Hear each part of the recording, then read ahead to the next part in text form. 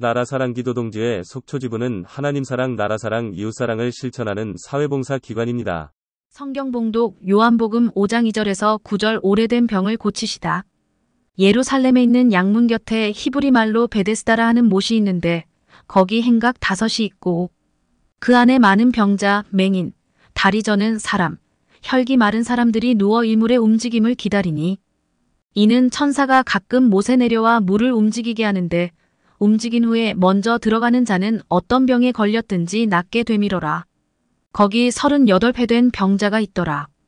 예수께서 그 누운 것을 보시고 병이 벌써 오래된 줄 아시고 이르시되 내가 낫고자 하느냐? 병자가 대답하되 주여 물이 움직일 때에 나를 못에 넣어주는 사람이 없어 내가 가는 동안에 다른 사람이 먼저 내려가나이다. 예수께서 이르시되 일어나 내 자리를 들고 걸어가라 하시니 그 사람이 곧 나아서 자리를 들고 걸어가니라. 저는 전태규 목사님을 통해서 여기 소개를 받게 됐습니다. 전태규 목사님은 한 30여 년 저하고 인연이 되시는데 그분은 먼저 유명한 전국적으로 감리교 부흥단장을 비롯해서 초교파로 운동을 많이 하신 분인데 그분이 소개를 해주셔서 제가 이제 오게 됐는데 그 목사님이 올려주신 영상 여기 문 목사님에 대한 간증을 제가 들으면서 물론 저보다 조금 연배시긴 하지만 어떻게 이렇게 소설 같은 삶을 사셨을까? 저는 너무 수월하고 안일하게 살아서 죄송한 마음 드는데 나름대로 그래서 또 특별한 사명도 하나님이 허락해 주신 줄로 믿습니다. 아무튼 오래도록 사명을 따라서 소명을 따라서 큰 역할을 감당하게 될 줄로 믿습니다.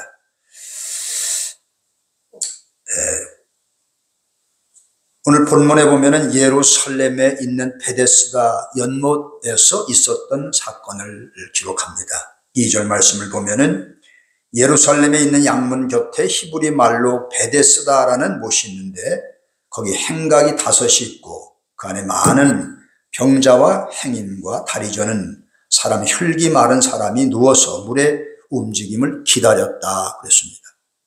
많은 사람들이 모인 환자들이 모인 이유는 하나죠. 물이 동할 때 들어가서 고침을 받겠다는 어떤 병도 고침받는다는 이 메시지는 너무나 엄청난 사건입니다. 모든 사람들을 매료하고도 남을 수 있는 내용인 거죠. 세상에는 의술로도 고칠 수 없는 수많은 불치병, 난치병이 많기 때문입니다. 만약에 그런 질병에서 완전히 해방될 수 있다면 그건 완전히 인생 역전을 이루는 거죠. 정말 로또, 인생 로또를 맞는 일이라고 말할 수가 있습니다. 그래서 많은 사람들이 이제 거기 와서 모였던 거죠. 근데 우리가 이 본문을 가만히 생각해 보면 이 고침받기 위해서 온 희망의 자리 베데스다, 그 축복의 자리 베데스다. 근데 거기 좀 들어가 보면 여기에 뭔가 많은 문제가 있다는 사실을 생각할 수 있습니다. 두 가지로 볼 수 있는데 하나는 물이 동할 때 제일 먼저 들어가는 사람 한 사람만 고침을 받는다는 거예요. 한 사람. 나머지는 해당이 안 되는 거죠. 또 두 번째는 이 물이 동할 때가 중요한데 언제 동할지 모르는 거예요. 밤일지 낮일지 어느 때일지 모르는데 이 환자 입장에서 또 환자를 동행하고 온 사람 입장에서 그 때를 맞춰서 먼저 들어간다고 하는 것 이것도 쉬운 일이 아닙니다. 무작정 기다린다는 것도 어려운 일인 거죠. 많은 사람들이 소문을 듣고 거기 왔어요. 그렇지만 정작 물이 통할 때 고침을 받는 딱 한 사람 외에는 많은 사람들에게는 사실은 그 순간이 아쉬운 순간이 되고 마는 겁니다. 엄청난 소식이긴 하지만 그 엄청난 소식이 모든 사람에게 해당되는 것이 아니고 딱 한 사람, 그 외의 모든 사람들에게는 어쩌면 그림의 떡일 수가 있는 거죠. 생각해 보세요. 그 물이 동할 때를 기다리다가 순간이 물이 끓어올릴 때 들어가는 그 상황, 그건 아수라 장과 같을 것입니다. 수많은 사람들이 몰려들지만 제일 먼저 들어갔던 사람 외에는 나머지 다 아쉬움과 탄식의 그런 소리가 가득 차지 않았겠습니까? 여러분, 그런 물이 몇 번 이제 그런 일이 반복되다 보면 나중에 고침받지 못한 대다수의 사람들은 결국은 끊임없는 좌절감, 절망감, 상처를 경험하지 않았겠습니까? 그 순간을 찾기 위해서 오랫동안 왔다 물에 들어갔지만 기회를 놓쳐가지고 기회를 잃어버린 사람들은 이미 병이 심해져서 이미 병으로 죽어나가는 사람들도 있었을 겁니다. 이렇게 보면은 베데스다는 이름처럼, 이 베데스다가 은혜의 집이라는 것인데 이름처럼 은혜의 장소가 되지 못하고 있는 겁니다. 고침받은 한 사람 외에 이 자리는 많은 사람에게 오히려 큰 아쉬움을 주는, 상처를 주고 오히려 절망감을 느끼게 하는 그런 자리라고 말할 수 있습니다. 이 말씀을 묵상하면서 이 베데스다는 마치 로또 복권과 같다는 생각이 들었어요. 1등 당첨한 사람에겐 그야말로 인생 역전이 가능할 수 있을 것입니다. 지금도 보면 매주마다 토요일 날 주택 복권을 이제 당첨자가 생깁니다. 그 표를 끊는 수많은 사람들에게는 엄청난 희망과 기대의 시간이긴 하지만 그때가 지나가면 기대는 절망이 되고 낙심이 되는 거죠. 근데 실제로 이 주택 복권에 당첨될 수 있는 확률은 814만 분의 1이라고 합니다. 814만. 그러니까 800만 장 이상을 사야 1등이 당첨될 수 있는 건데 이거는 확률상 그런 것이고요. 내가 1000만 장을 사도 안 될 수 있는 거죠. 결국은 이 로또가 당첨된다고 하는 확률이 저와 여러분에게 일어날 수 있는 확률은 거의 0%에 해당하는 겁니다. 많은 사람이 거기에 목숨을 걸고 거기에 재산을 투자하고 인생을 맡기는 거죠. 우리가 태백 카지노 거기 숱한 사람들이 돈 벌려고 왔다가 집 잃고 땅 잃고 재산 다 잃고 패가망신해가지고 마지막 타고 왔던 차마저 처분해서 투자하고 노숙자가 돼서 길거리를 헤매다가 스스로 목숨을 끊는 사람들이 많습니다. 이들도 다 지금 따져보면 희망을 가지고 왔지만 낙심을 경험했던 현대판 베데스다의 유혹에 빠진 사람들인 겁니다. 여러분, 베데스다는 분명히 기회의 땅이 아닙니다. 절망의 땅인 거예요. 거기는 오히려 희망이 아니라 낙심을 주고 아픔을 주는 오히려 더 큰 절망을 경험하는 자리가 바로 베데스다인 거죠. 그래서 주님이 거기 오신 이유가 있는 거죠. 만약에 거기가 정말 좋은 땅이고 예수님이 병든 자에게 의사가 필요하다고 말씀하신 것은 예수님이 세상에 병든 영혼을 고치신 의사로서의 상징적인 의미가 있거든요. 왜 주님이 그곳에 오셨습니까? 그 자리가 정말 좋은 은혜의 자리고 축복의 자리면 주님은 안 오셔도 좋을 곳이 베데스다입니다. 그러나 정작 주님이 그것이 가셔야 됐던 이유는 여전히 거기에 주님의 도우심이, 주님의 긍휼이, 주님의 치료, 주의 사랑이 필요한 수많은 죄인과 환자들이 있었기 때문인 거죠. 그 자리에 결국 축복의 자리가 아니기에 주님이 그곳에 오셨다고 말할 수가 있는 겁니다. 여러분, 베데스다는 사람을 유혹하고 마음을 흔들고 상처를 주고 넘어지게 하는 곳입니다. 베데스다는 죄악의 땅이고요. 상처받은 영혼들이 머무르는 아픔이 있는 그곳입니다. 예수님이 베데스다에 가신 이유는 예수님이 수가성에 들리신 이유와도 연결해서 이해할 수 있습니다. 예수님이 어느 날 뜨거운 한낮에 아무 사람들이 다니지 않는 한낮에 사람들의 시선을 피해서 홀로 우물가로 왔던 한 여인을 예수님이 만났습니다. 5번씩이나 남편을 바꿔가면서 어떤 인생의 로또를 꿈꿨지만 여전히 행복하지 않았던 여자, 6번째 만났던 남편마저도 내 남편이 아닌 그 여자. 우리는 그 여자를 보면서 이 여인이 남편을 통해서 인생의 물이 동하기를 기다리는, 여전히 그 시대에 베데스다의 물가를 헤매는 또 다른 여인이라고 말할 수가 있는 겁니다. 사람들이 바닷물을 먹고 목마르면 더 짠 물을 먹고 들이키다가 죽는다는 이야기가 있습니다. 이 베데스다가 보여주는 이것이 뭡니까? 오늘 죄악의 세상을 상징하고 있습니다. 이 세상의 삶이라고 하는 것은 결국은 어둠의 권세 아래 놓여서 그 지배를 받으며 욕망과 출세와 만족의 베데스다의 물을 캐는 어리석은 사람들의 모습이 오늘 세상의 모습입니다. 그러나 분명한 것은 그 베데스다는 더 가면 갈수록 절망과 낙심만 경험할 수밖에 없는 곳이라는 거죠. 주님이 그곳에 가신 이유가 분명합니다. 주님의 도우심이 필요했기 때문입니다. 정말 그리스도가 아니면 해답이 없는 인생들을 위해서 주님이 그곳에 가셨던 거죠. 오늘 여기 우리 기도원 여기 뒤에 보니까 예수님과 함께하는 게 행복하다고 기록되는데 정말 최고의 진리의 말씀인 거죠. 우리에게 예수 그리스도가 계시다고 하는 것이 얼마나 큰 축복이고 대단한 것인지를 우리가 늘 순간마다 경험했으면 좋겠습니다. 그 세계의 각 분야의 유명한 석학들이 인터넷에서 이제 서로 토론을 나누는 그런 인터넷 토론 프로그램, 엣지라고 하는 프로그램이 있다고 합니다. 거기에는 이제 각계 분야의 전문가들이 자기들의 입장을 올리고 서로 이야기를 나누고 주제거리를 던지고 토론하면서 대화를 이끌어가는 이제 그런 공공의 장인데, 거기 한 룩 부르만이라고 하는 사람이 이런 하나의 질문을 던졌습니다. 여러분들이 생각할 때 지난 2000년 동안에 이 인류 역사 가운데 가장 중요한 발명품이 무엇이라고 생각합니까? 그리고 두 번째, 1번은 무엇이라고 생각합니까? 2번째, 왜 그렇게 생각하는지 간단하게 답을 써주십시오. 이유를 써라는 거죠.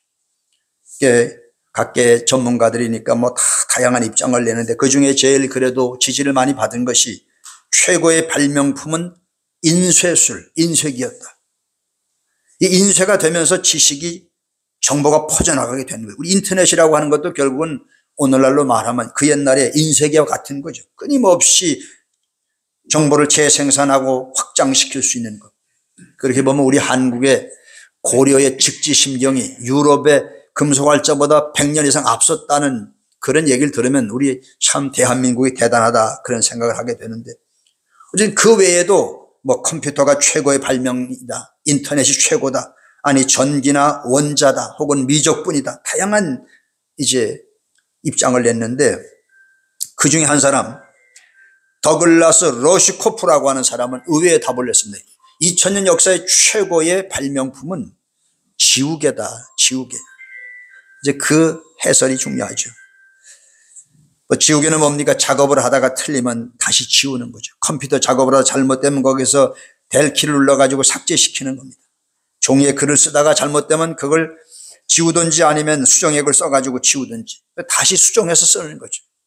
우리 인류 역사, 제도, 문명이 발달되는 과정에 끊임없이 시행착오를 경험하면서 잘못된 것들을 고치고 또 수정하고 고치고, 그래서 국가의 법도, 헌법도 마찬가지, 수정 조항을 만들어서 그렇게 해서 끊임없이 발전시켜 온 결과 오늘의 발전을 이루었다는 거죠.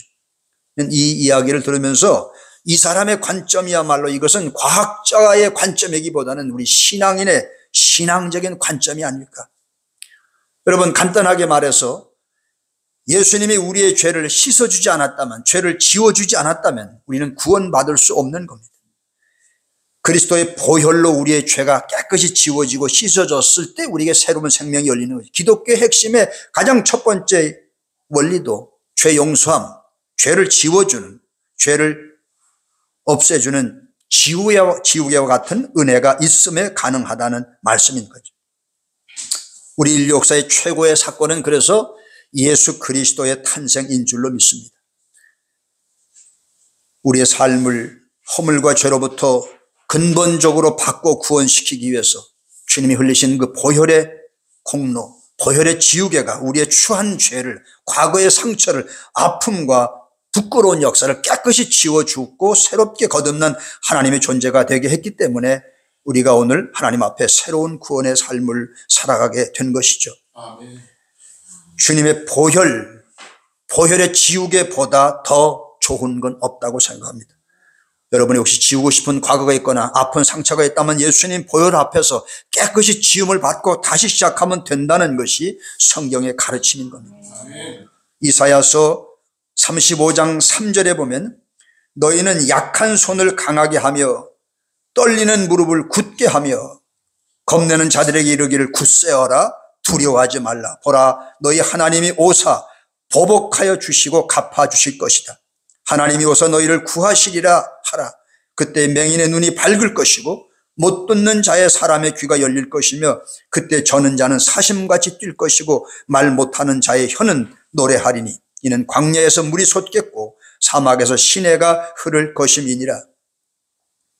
주님이 오셔서 우리를 거듭나게 하심으로 못 보는 자가 보고 막혔던 귀가 열리고 못 걷던 사람이 걷게 되고 광야에서 생수가 쏟아지는 은혜의 삶이 가능하다는, 예수님 탄생 오래전에 이 사회는 이미 그리스도의 복음을 우리에게 예언해 주었습니다. 하나님은 할 수 없는 나로 하여금 할 수 있게 하시는 분인 거죠. 연약한 나로 강건하게 하시고 부족한 나로 능력 있게 하시는, 어떤 상황 속에서도 감당할 수 있는 힘을 주시고 피할 길을 내시는 하나님, 우리로 하여금 인생의 승리의 깃발을 부르도록 우리의 발걸음을 인도하시는 분이시는 줄 믿습니다. 이 베데스다의 환자도 바로 그런 주님을 만남으로 안진병의 상처를 지우고 새로운 존재가 되었던 것입니다. 주님은 우리의 죄를 완전히 도말하시는 분인 줄 믿습니다. 이사야 43장 25절에도 나는 나를 위하여 내 허물을 도말하는 자니 내 죄를 기억하지 아니하리라. 도말은 지우는 거거든요. 깨끗이 지워주시는. 예레미야 31장 34절에도 내가 그들의 죄악을 사하고 그 죄를 다시 기억하지 아니하리라. 주님의 보혈의 지우개 속에서 우리는 하나님의 사랑을 깨닫게 됩니다.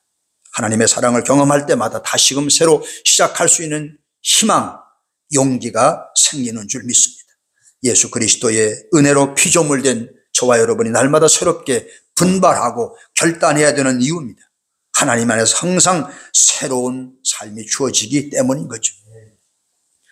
오늘 이 베데스다에서 주님께서 그 38년 동안 안진병으로 고통받는 사람에게 하신 말씀에 우리가 귀를 기울여야 됩니다.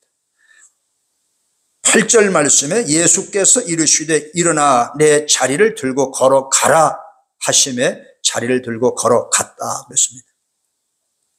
38년 된 환자의 삶이라고 하는 건 너무나 초라하고 궁핍하고 조악했을 것입니다. 근데 그가 예수님 만나기 전까지는 여전히 그의 삶의 연속이었습니다. 그의 삶에 예수님은 아무런 의미도 영향력도 없었습니다. 근데 예수님을 만나고 나서 예수님 말씀이 그에게 선포됐을 때 그는 새로운 존재가 될 수가 있었던 겁니다. 말씀이 그와 무관할 때 아무 일도 일어나지 않았습니다. 예수님과 무관할 때 그의 삶은 전혀 달라지지 않았습니다. 그러나 예수님이 그에게 관심을 가지고 말씀이 그에게 선포될 때 그의 삶에는 완전한 지각 변동이 일어났던 겁니다. 여러분, 우리가 하나님께 영향을 받는 만큼 우리의 삶도 변화되는 줄 믿습니다. 우리가 말씀의 영향을 받는 만큼 우리가 달라지는 거예요. 세상의 영향을 받지 말고 하나님 말씀의 영향 받기를 축원합니다. 말씀이 우리에게 미치는 놀라운 영향력, 변화력, 감동력, 권세를 기억해야 됩니다. 저와 여러분 구원받고 거듭난 우리들을 향한 하나님의 평가, 하나님의 선언이 중요합니다. 그것을 항상 주시하고 받아들이는 것이 중요한 거죠. 우리는 하나님의 영향을 받을 때 변화된다는 사실 앞에서 끊임없이 주의 말씀이 내게 미치도록 우리 자신을 하나님의 말씀의 도구로 드려야 될 줄로 믿습니다. 여러분, 예수 믿는다고 하는 걸 이 관점에서 보면 우리가 예수님의 말씀에 계속 영향을 받겠다고 결단한 사람들이에요. 그리고 계속 영향이 미쳐질 때 우리는 끊임없이 변화되고 뭔가 이루어갈 수 있는 능력자가 될 수가 있다는 겁니다. 말씀이 나와 끊임없는 유대와 관계를 맺는 그 속에 끊임없는 변화와 회심과 새로운 역사들이 이루어지게 되는 겁니다. 한 구절 한 구절 말씀 하나하나를 소중하게 여기며 그것을 내게 준 생명의 말씀으로 받을 때 그 속에서 많은 일들이, 많은 역사가, 많은 응답도 나타나게 될 것입니다. 말씀이 선포되는 삶의 깊이만큼 우리의 인생의 깊이의 변화도 이루어지게 될 것입니다. 여러분, 저와 여러분은 누굽니까? 저와 여러분은 누굴까요? 내가 판단하는 우리의 정체성이 아니라 성경이 우리에게 전해주는, 하나님이 우리에게 선포하는 우리 자신의 존재감에 대한 평가, 그게 중요한 거예요. 내가 나를 어떻게 이해하느냐가 아니라 주님이 나를 어떻게 보시는가. 그게 거듭난 평가 아닙니까? 너희가 전에는 백성이 아니더니 이제는 하나님의 백성이 됐고 전에는 긍휼을 알지 못하더니 이제는 긍휼을 입은 자가 됐다고 그랬습니다. 전에는 이방인이고 버림받은 사람이 약속과 관계없는 사람이었는데 이제 예수 안에서 우리는 약속의 백성이 되고 하나님의 자녀가 되고 주의 축복을 이루는 축복의 주인공이 됐다는 겁니다. 그래서 베드로전서 2장 9절에 너희는 이제는 택한 백성이고 왕같은 제사장들이고 거룩한 나라요 그의 소유된 백성이니 이는 너희를 어두운 데서 불러내어 그의 귀한 빛에 들어가게 하시니 아름다운 덕을 선포하게 하려 하심이라.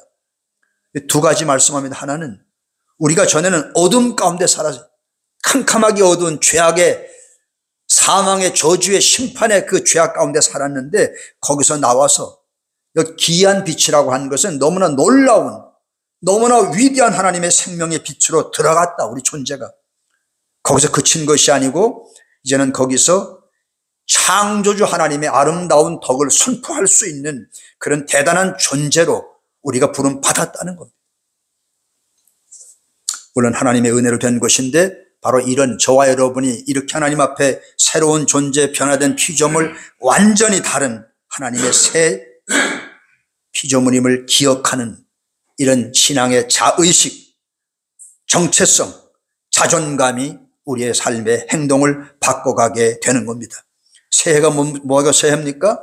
동해에서 떠오르는 태양이 새해가 아니라 우리가 하나님 앞에 변화된 모습으로 새날을 맞을 때 그게 새해가 되는 겁니다. 신앙의 힘이라고 하는 것은 기도하다가 병을 고치고 문제가 이것도 중요한 거예요. 외적인 변화를, 외적인 문제를 해결하는 것도 중요하지만 신앙의 본질적인 힘은 그 예수를 믿음 우리 자신의 생각이, 정체성이, 자아가 완전히 바꿔지는 거예요. 우리 자신의 존재의 변화, 완전히 존재의 전환이 일어나는 것, 그래서 새 사람이 되는 것, 이게 신앙의 가장 큰 힘이 되는 것입니다. 오늘 성경이 우리에게 말씀합니다. 주님께서 일어나 걸어가라. 지난 한 해 동안 여러분 얼마나 많이 넘어지셨습니까? 근데 주님 말씀합니다. 다시 일어나 걸어가라. 우리를 주저앉게 하고 당황하게 하고 연약하게 했던 그 모든 장애물을 딛고 일어나라는 겁니다. 과감하게 일어나서 축복의 미래를 향해서 나아가라. 주님의 뜻입니다. 못합니다. 어렵습니다. 안 됩니다. 지금까지 힘들었습니다. 우리를 얽어매는 이 수많은 어둠의 권세의 그 올무를 떨어버리고 일어서서 믿음으로 나아갈 때 역사가 나타나게 된다는 거죠. 하나님의 태초에 인간을 만드시고 생육하고 번성하고 충만하고 정복하라고 다스리라고 했습니다. 이 세상에 생명이 충만하고 번성하고 다스리는 이 놀라운 축복을 이루려면 먼저 그 자리에서 일어나야 되는 겁니다. 일어나서 믿음을 가지고 나갈 때 앞길이 열리고 장애물을 풀어낼 수가 있기 때문입니다. 말씀을 의지하고 소망을 품고 새로운 결단을 시작할 때 하나님의 도우심이 함께하게 될 것입니다. 내게 능력 주시는 주님을 의지하고 낙심의 자리, 두려움의 자리, 염려와 근심의 자리를 털고 일어나게 될 줄로 믿습니다. 중국의 청나라의 제2대 왕이 홍타시라는 사람입니다. 홍타시.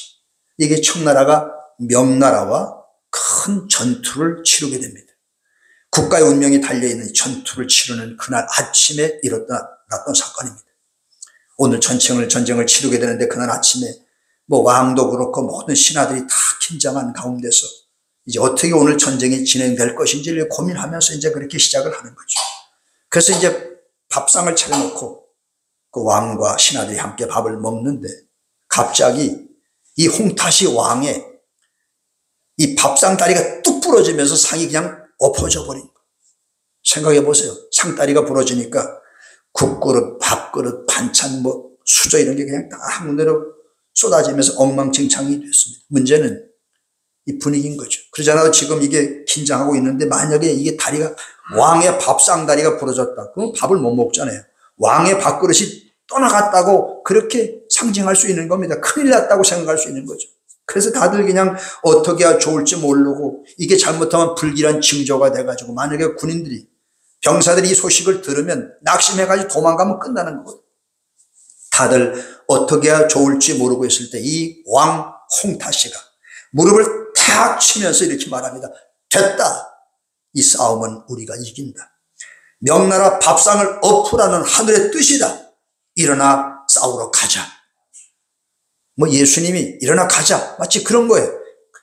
자기 신하들을 동료에게 앞장서 가지고 나가서 명나라를 격파시키고 대성을 거뒀습니다. 여러분, 밥상다리가 부러지는 거 흔한 일은 아니지만 밥상다리가 오래되면 나무에 좀이 쓸면 이게 부러지는 겁니다.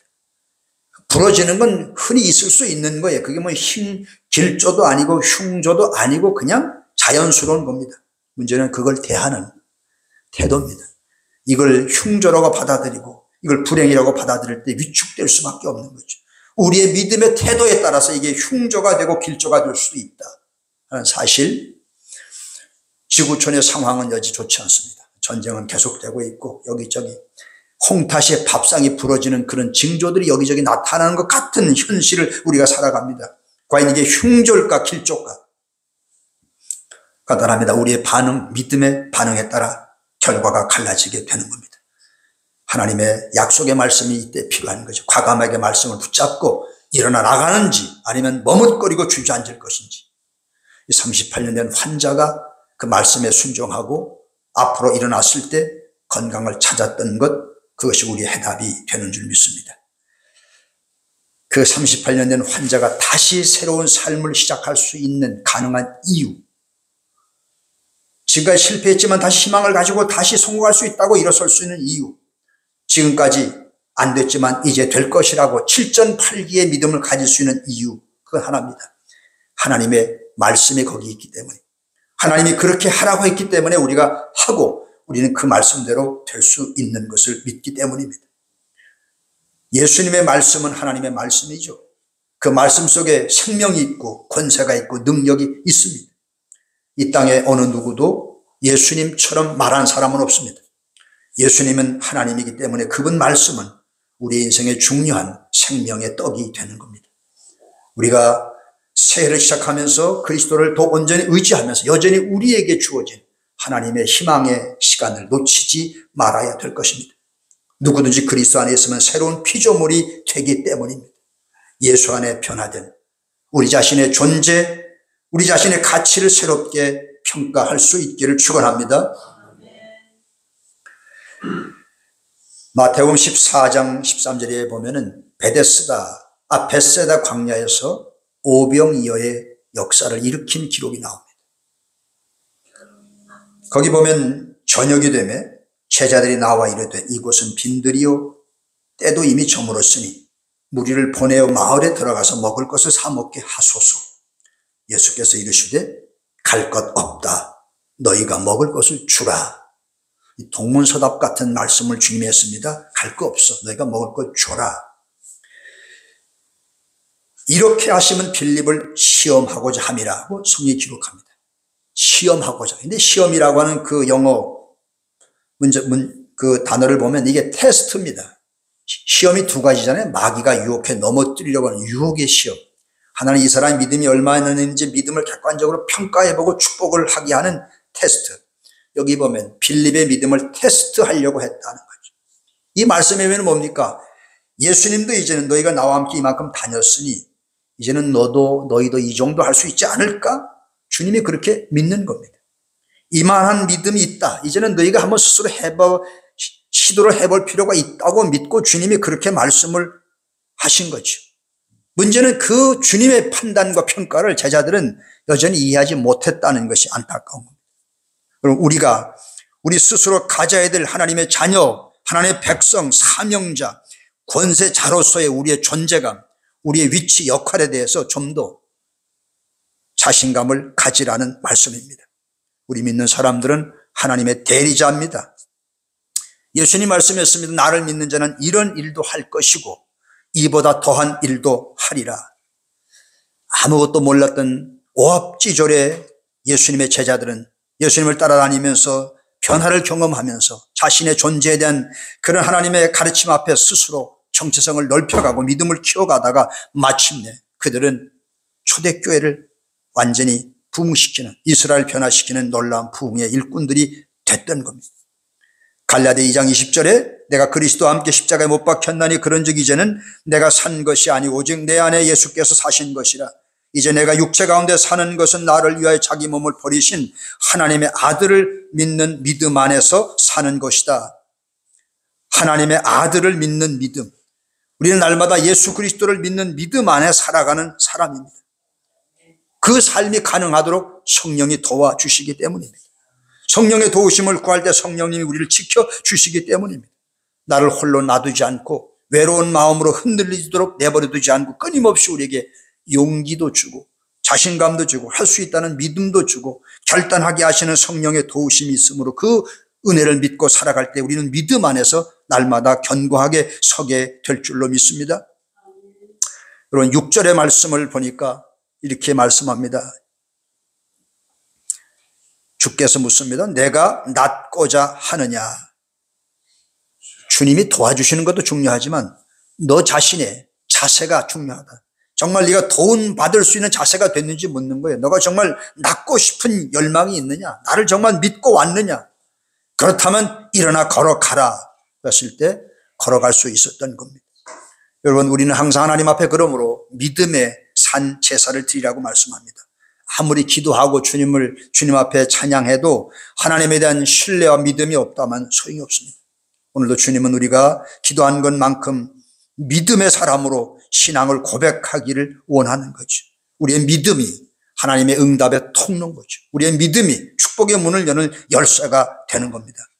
우리가 필요한 것은 그러므로 하나님을 더 온전히 믿고 신뢰하는 겁니다. 응답에 대한 확신을 가지는 거예요. 주님 앞에 가면 어떤 죄도 용서받고 어떤 인생도 다시 살 수 있는 길이 열린다는 믿음. 주께 도움받지 못할 인생은 없다는 거죠. 주님이 해결하지 못할 문제도 없다는 거죠. 자기 죄를 자복하고 회개할 때 누구든지 그 앞에서 새로운 길이 열린다는 이 믿음. 그래서 우리는 하나님 앞에서 마음을 닫지 말고 열어야 됩니다. 하나님 앞에서 어린아이처럼 자기 죄를 고백하고 주의 도움을 구해야 됩니다. 잠언 28장 13절의 말씀처럼 자기 죄를 숨기는 자는 형통하지 못하나 죄를 자복하고 버리는 자는 불쌍히 여김을 받으리라. 주님이 우리를 불쌍히 여기고 우리의 형통한 길이 열리게 되는 것. 우리의 마음을 열고 죄의 고백을 드리며 믿음의 주님을 찬양하는 은혜가 바로 임하게 되는 거죠. 이 베데스다에 오신 주님은 누구보다 우리의 연약함을 잘 아시는 분인 줄 믿습니다. 우리 스스로가 구원할 수 없는 연약한 존재라는 걸 주님이 아십니다. 우리가 얼마나 이기적이고 얼마나 자주 흔들리고 얼마나 소심하고 얼마나 연약한 흔들리는 존재인지를 잘 압니다. 그래서 찾아오신 거죠. 더구나 그 주님은 그래서 우리에게 이 하나님의 도우심의 은혜가 얼마나 필요한지를 잘 아셔서 은혜를 주려고 오신 거죠. 그래서 그 은혜가 우리에게 임하면 우리가 얼마든지 새로워질 수 있고 다시 시작할 수 있고 다시 출발하고 다시 성공할 수 있고 다시 강건해질 수 있고 다시 온전해질 수 있음을 아셔서 우리에게 오셔서 말씀하시는 거죠. 일어나 걸어가라. 베데스다는 무엇일까요? 베데스다는 은혜의 집이라고 그랬습니다. 사실 그 예수님이 가셨던 예루살렘의 베데스다는 이름만 그렇고 은혜의 자리가 아니었습니다. 근데 주님이 그곳에 가셔서 그곳에 아픈 사람들을 치료할 때 비로소 그곳이 온전한 베데스다, 은혜의 자리가 된 줄로 믿습니다. 여러분, 베데스다는 어느 곳일까? 어디가 베데스다일까? 간단합니다. 베데스다는 주님이 계신 그곳입니다. 우리가 베데스다를 경험하기 위해서 이스라엘을 갈 필요가 없죠.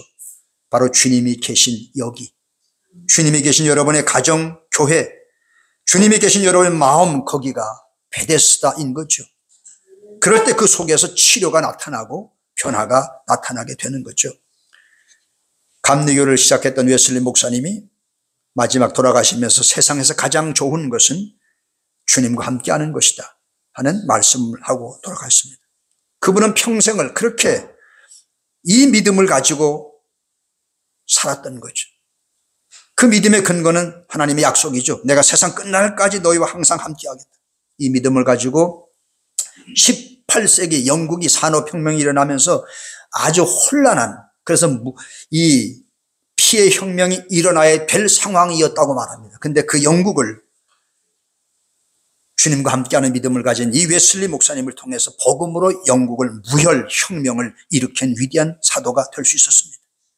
주님과 함께하는 삶이 항상 최고다. 그것이 올해 우리의 기도 제목이고 늘 그것을 항상 인식하고 살아가야 행복한 사람이 될 것입니다. 일제가 대한민국을 신탁 통치하면서 본격적으로 한국을 일본의 그런 속국으로 만들기 위해서 애를 쓰던 때 1885년 4월 9일 부활절, 지금부터 한 138년 전입니다. 그 당시 조선은 이 우상 숭배가 만연했고요. 그리고 유교적인 전통과 관습에 찌들어가지고 체면과 형식, 거기다 남녀 차별, 양반 상민 차별, 무지몽매한 영적으로 가난한 그들은 우상 숭배에 빠졌고, 그래서 그들이야말로 정말 희망이 없는 영적으로 어둠이 가득한 땅에 살았던 사람들이 바로 138년 전 한국의 모습입니다. 그 땅에 조선의 복음화라고 하는 하나님의 소명을 품고 미국의 감리교회에서 아펜셀러라고 하는 선교사가 인천 제물포항에 도착하면서 마음에 깊은 감동으로 쓴 기도문이 있습니다. 거기 이렇게 했습니다. 오늘 사망의 빗장을 산산히 깨뜨리시고 부활하신 주께서 이 나라 백성들을 얽매고 있는 굴레를 끊으시고 그들에게 하나님의 자녀가 누리는 빛과 자유를 허락해 주옵소서.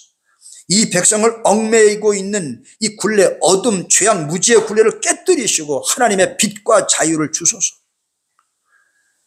희망이 없던 이 한국이 지금 세계 10대 선진국에 들어가지 않았습니까?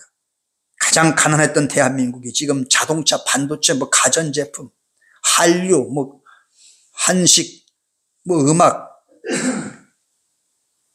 지금 세계 가서 한국이라고 말하면 세계 사람들이 굉장히 우호적으로 대한다고 그래요. 한국의 위상이 높아진 겁니다. 저는 이것을 이렇게 이해합니다. 이 놀라운 변화는 베데스다의 안진뱅이의 환자를 일어나 걷게 하셨던 하나님이 이 민족을 복음으로 일어나 걷게 하셔서 여기까지 오게 한 결과인 줄 믿습니다. 우리는 이런 역사적인 또 이 국가적인 축복의 체험을 경험한 민족입니다. 굉장히 다행인 거죠. 이 소중한 경험을 우리는 이어가야 되는 거죠. 우리 자손들에게. 지금 어려운 시대인 거 분명하지만 여전히 여기도 하나님의 길이 있음을 믿고 우리가 여전히 이 길을 뚫고 나가야 될 사명이 우리에게 있는 겁니다. 베데스다의 안전뱅이가 주님을 만났을 때 새로운 길이 열렸습니다. 이전에 경험하지 못했던 새로운 새하늘과 새 땅이 열렸습니다. 그것이 주님과 함께하는 자에 주시는 축복인 줄로 믿습니다. 새해를 시작하게 될 때 여전히 우리에게 두려움도 있고 또 설렘도 있을 것이지만 주님을 신뢰하는 믿음이 큰 것만큼 주님의 동행을 통해서 올 한 해도 축복의 시간이 될 줄로 믿습니다. 시편 115편 9절에 보니까 이스라엘아 여호와를 의지하라. 그는 너의 도움이시고 너의 방패시로다. 여호와를 의지하라. 여러분, 우리가 하나님을 의지하는 것은 우리가 할 일이고 하나님을 의지하는 우리를 도와주시는 것이 하나님의 일입니다. 그러니까 하나님을 자꾸 귀찮게 의지하는 이게 오히려 하나님을 기쁘게 하는 것이고 그게 믿음이 있는 일인 것입니다. 근데 여기 여호와를 의지하라고 하는 이 히브리 오늘을 찾아보니까 히브리 말로 바타흐라는 말인데 급히 서둘러 피난 가는 라는 의미가 이 속에 담겨 있어요. 급히 서둘러 피난 간다. 우리가 급히 서둘러 피난 갔던 역사적인 사건 6.25가 나가지고 중공군, 북한군이 쳐내려올 때 정말 다 놔두고 급하게 도망가서 살기 위해서 여기 급하게 도망갈 수밖에 없는 상황, 재난을 피하고 위기를 피하고 급하게 도망가는 어디로 도망가느냐? 예수 그리스도께로 피하는 것, 이게 주님을 의지하는 거예요.